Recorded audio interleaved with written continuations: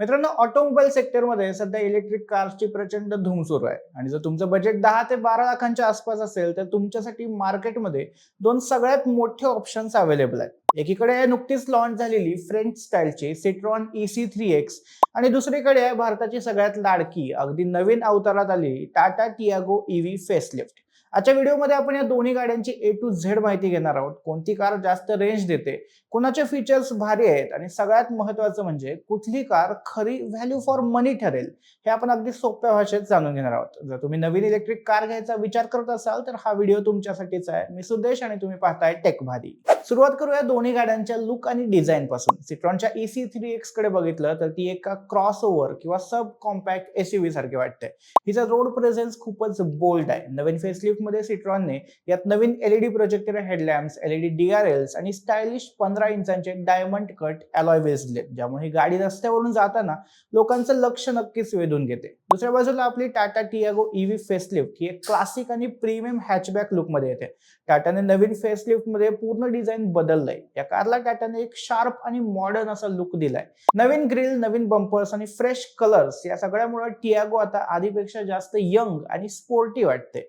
जर तुम्हाला मोठी आणि रस्त्यावर उठून दिसणारी गाडी हवी असेल तर सिट्रॉन चांगला ऑप्शन आहे.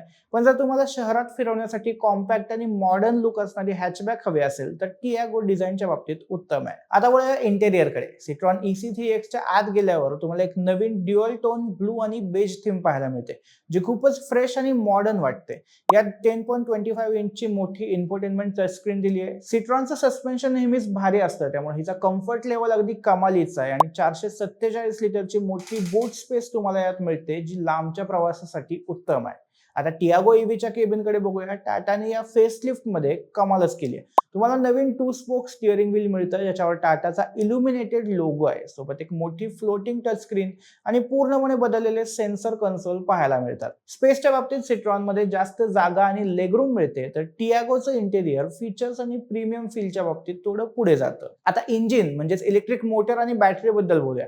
सिट्रॉन EC3X मध्ये तुम्हाला 29.2 किलोवॅट अवर्सचा बॅटरी पॅक मिळतो, जो 57 HP ची पॉवर आणि 143 Nm चा टॉर्क जनरेट करतो. 7 सेकंदामध्ये ही गाडी 0 ते 60 चा स्पीड पकडू शकते आणि टॉप स्पीड 107 km/h आहे.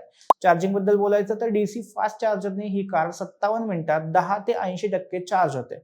दुसऱ्या बाजूला टाटा टियागो EV मध्ये तुम्हाला दोन ऑप्शन मिळतात. एक 19.2 किलोवॅट अवरचा आणि दुसरा 24 किलोवॅट अवरचा. मोठा बॅटरी पॅक 75 HP ची पॉवर आणि 114 Nm चा टॉर्क देतो. परफॉर्मन्सच्या बाबतीत टियागोची मोटर जास्त पॉवरफुल वाटते, ज्यामुळे हिचं सिटी ड्रायव्हिंग खूपच पंची होतं.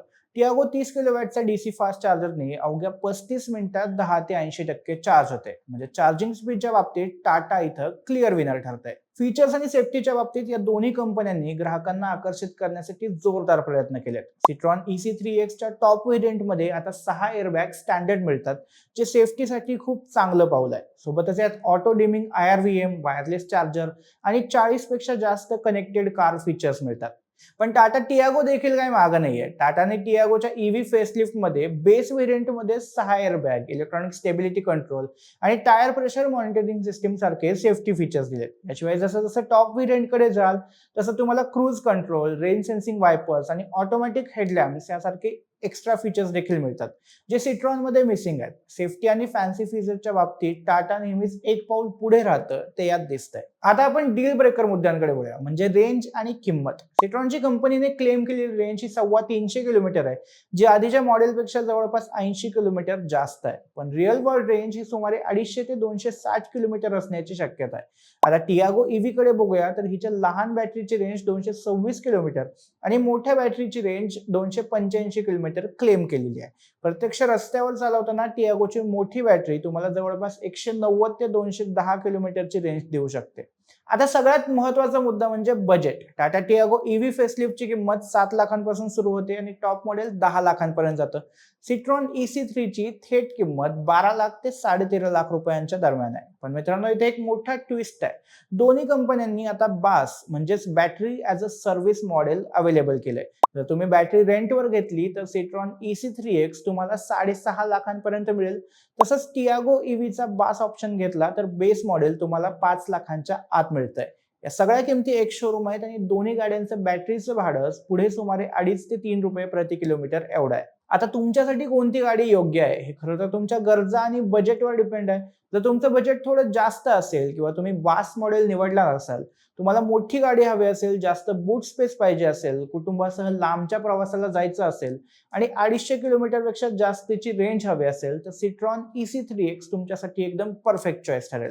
पण जर तुम्हाला सिटीतल्या सिटीत फिरण्यासाठी, ऑफिसला जाण्यासाठी एक कॉम्पॅक्ट, प्रीमियम आणि फीचर्सने लोडेड अशी कार हवी असेल, ज्यामध्ये क्रूज कंट्रोल, ऑटोमॅटिक फीचर्स आणि टाटाचा मजबूत ब्रँड विश्वास असेल, तर टाटा टियागो EV फेसलिफ्ट हा तुमच्यासाठी सगळ्यात जास्त व्हॅल्यू फॉर मनी आणि खिशाला परवडणारा पर्याय ठरेल. बाकी या दोन्हीमधली कोणती कार तुम्हाला जास्त आवडली हे आम्हाला कमेंट करून सांगा आणि टेक भारीच्या YouTube चॅनलला सबस्क्राईब करायला विसरू नका.